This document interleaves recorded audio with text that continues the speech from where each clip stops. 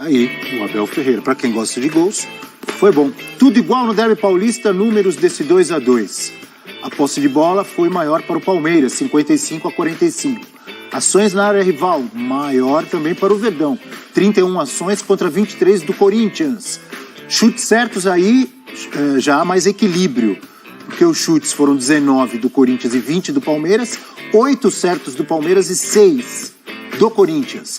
Grandes chances, olha aí, 4 para o Timão e 2 para o Palmeiras. Uma grande atuação, mais uma vez, do goleiro Everton, que é um monstro. Ações defensivas, 51 do Corinthians e 33 do Palmeiras. Por tudo isso, eu gostei muito do que eu vi, porque teve alternância durante o jogo. Momentos melhores do Corinthians, momentos melhores do Palmeiras, usando, como sempre, a sua arma mortal. Mesmo com a saída do Scarpa, tem o Rafael Veiga, que cruza muito bem. Tem o Rony, que joga muito bem, de ponta, de centroavante, de tudo que é jeito, né? E o Palmeiras, a gente falava ontem que é um time muito difícil de ser batido. Mesmo com um clima desfavorável, aquele barulho que fazia a torcida do Corinthians, principalmente depois do 1-0, não se abala, vai lá, empata, vira, joga. E já é uma bola cantada, né? Os adversários do Palmeiras sentem isso, a torcida do Palmeiras sente isso. Ontem, mesmo nos piores momentos do jogo, o Palmeiras saindo atrás, o Corinthians tendo até a chance de fazer o segundo no primeiro tempo, o palmeirense não se abala porque sabe que vem isso. Você já citou que o Palmeiras mostrou o que tem de melhor, sua bola parada, sua capacidade de reação. O Corinthians também mostrou o que tem de melhor, essa jogada pela esquerda do Renato Augusto com o Roger Guedes, que dá muito certo, principalmente nos jogos em casa, nos jogos na Arena Corinthians. Isso tem sido fatal para os adversários. O Corinthians, mais uma vez, conseguiu abrir o placar num momento interessante para ele. Isso já havia acontecido contra o Botafogo de Ribeirão, contra o São Paulo, mas dessa vez do outro lado estava o Palmeiras, né? Eu acho que é uma situação, pode parecer contraditória, mas não seria injusto o Palmeiras vencer. Mas também foi muito justo o Corinthians empatar, do ponto de vista do também Corinthians. Eu acrescento, não seria injusto o Corinthians vencer também. Não. Mas eu acho que o Corinthians perdeu o seu melhor momento para vencer em outro momento do jogo, mais para o primeiro tempo. Quando o Corinthians empata, não houve assim propriamente uma pressão pelo 3-2. Eu acho que o momento Corinthians foi anterior. O Renato Augusto falou no gosto ruim, né? Que ele falou um sentimento... Foi mais no primeiro tempo, né, professor? Foi mais no primeiro tempo. Eu acho que o melhor momento do Corinthians foi antes. O jogo acaba com a coisa tendendo mais para o lado do Palmeiras. Por isso, o empate para o Corinthians acabou sendo de ótimo tamanho. Porque quando se enfrenta o Palmeiras, você precisa tentar piorar o Palmeiras. O time é muito bem treinado, o time consegue sair de situações muito adversas do jogo. Ontem saiu de novo. E o Palmeiras, no primeiro tempo, individualmente, cometeu alguns erros que geralmente não comete. O gol do Roger Guedes começa em um erro de passe do Piquerez na intermediária. O Palmeiras volta desesperado porque começa a correr para trás. Aí o Gomes e o menino meio que batem cabeça, o Gomes até intercepta o passe. Só que a bola bate no menino e volta para o Renato Augusto. E aí cai para o Roger Guedes, que é muito competente para finalizar, né? Com parte de fora do pé, coloca a bola pelo alto e faz 1-0. Logo depois do gol, o Corinthians me parece que, com a vantagem, começou a ficar pouco tempo com a bola. E o Palmeiras começou a ganhar alguns terrenos, alguns metros de campo para jogar.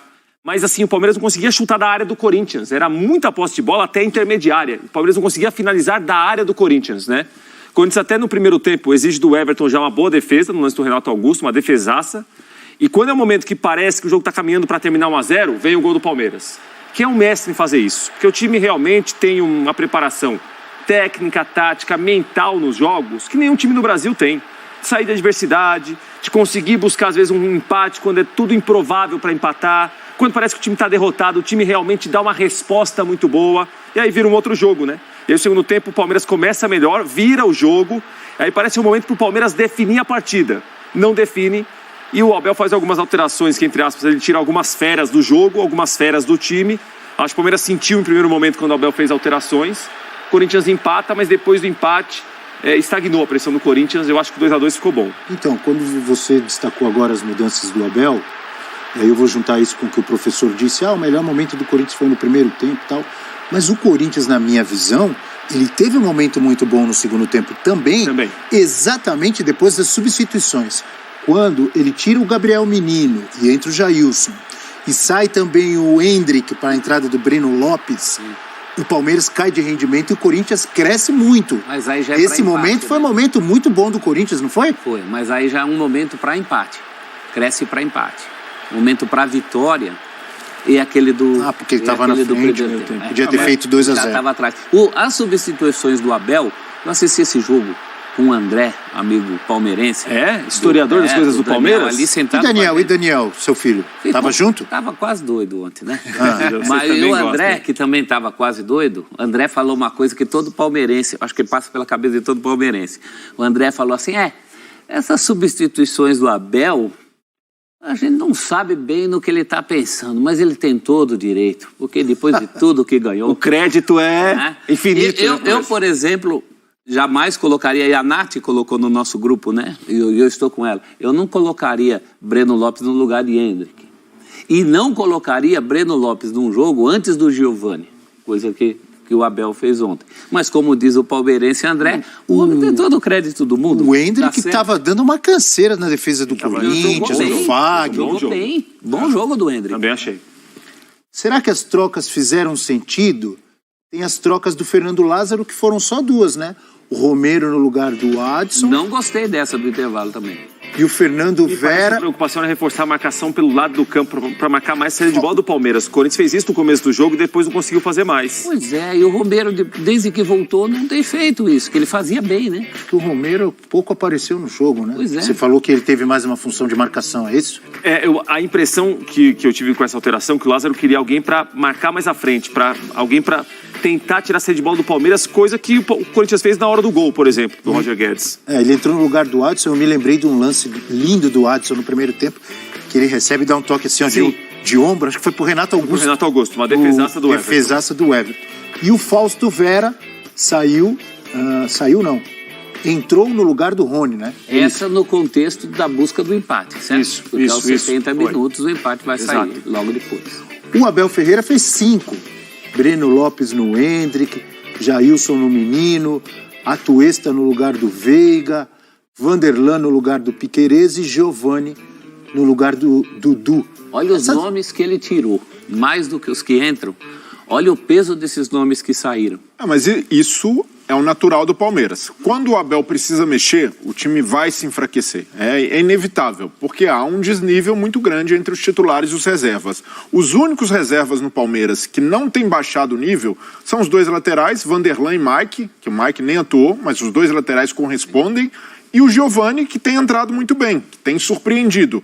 Mas o restante não consegue entregar num nível nem mesmo parecido. É claro, baixar, todo time vai Mas baixar. alguns jogadores que o Abel gosta muito e ainda aposta, Sim. como por exemplo Atuesta e Jailson. Eu estou E enganado? o próprio Breno Lopes, Lopes também. tem uma confiança do Abel, participa com regularidade, mas é limitado.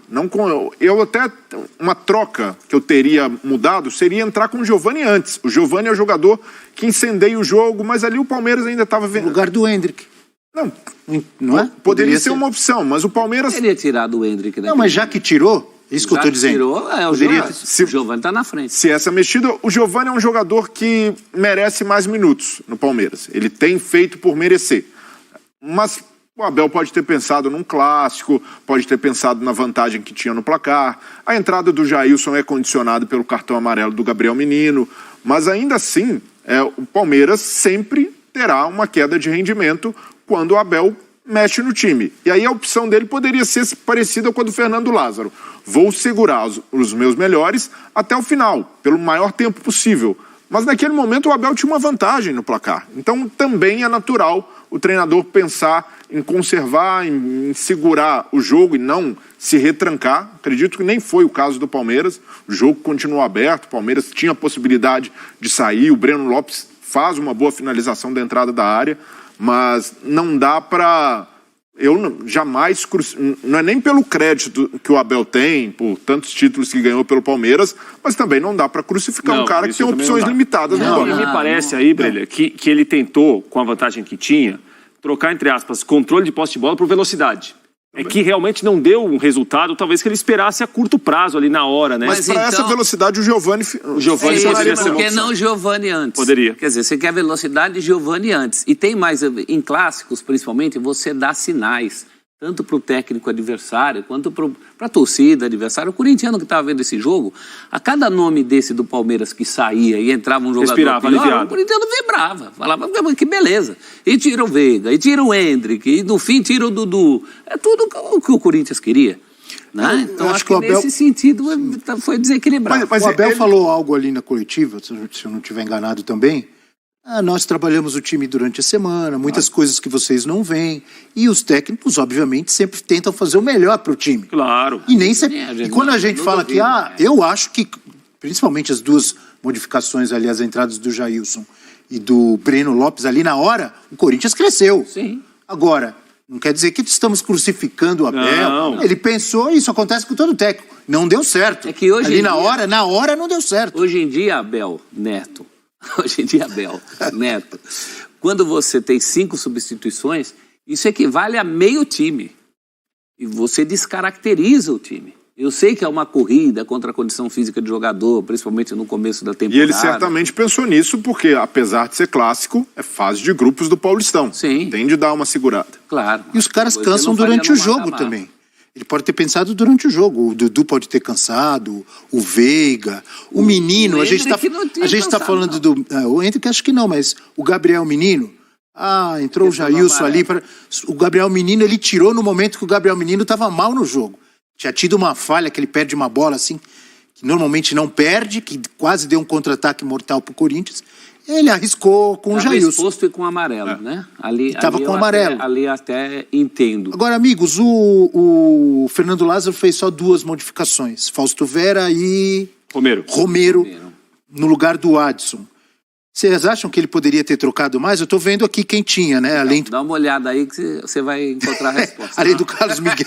Viu, Abel? Além Bom do- jogo do Giuliano, hein? Sim. Juliano fazia muito algum bom. tempo que não jogava o que jogou ontem. E foi A a gente falava aqui de novidade uma do atuação jogo, né? sempre discreta, ele entrava nos jogos, não acrescentava muito ao time. Ontem até deu a impressão que o Lázaro colocou muito alinhado ao Rony. O Juliano muito mais como um segundo volante para o time se defender do que propriamente um armador. Mas ele fez um bom jogo. Raro isso acontecer, porque o Juliano, sempre que faz um bom jogo entrando no segundo tempo, o técnico, vamos dar uma sequência, coloca como titular e não rende. Pela primeira vez, em muito tempo, rendeu como titular e ajudou. Deu assistência. fez um bom jogo. Até o final, teve uma constância boa durante a Uma partida. função importante para segurar o melhor time do Brasil, é isso aí. E isso confirma também algumas convicções do Fernando Lázaro, de apostar nesse sistema. E ele pensou, contra o Palmeiras, vou precisar de mais alguns elementos para incomodar o Palmeiras. Estou jogando em casa, vou colocar um jogador que tem mais característica de armação que o Duqueiroz. E uma boa aposta, que surtiu efeito. Então o Fernando Lázaro, aos poucos, vai ganhando a confiança, não só dos torcedores, mas dos próprios atletas, que as opções que ele tem feito têm dado resultado. Já que você citou o Juliano, a gente tem uma tela falando aí da dupla. Renato Augusto e Juliano podem jogar. Muito obrigado por assistir o nosso vídeo. Se você gostou, então não se esqueça de inscrever no canal e deixar o seu like, para ficar por dentro sobre o mundo do futebol e ajudar para o crescimento do canal, para produzirmos mais vídeos para você que é amante do esporte.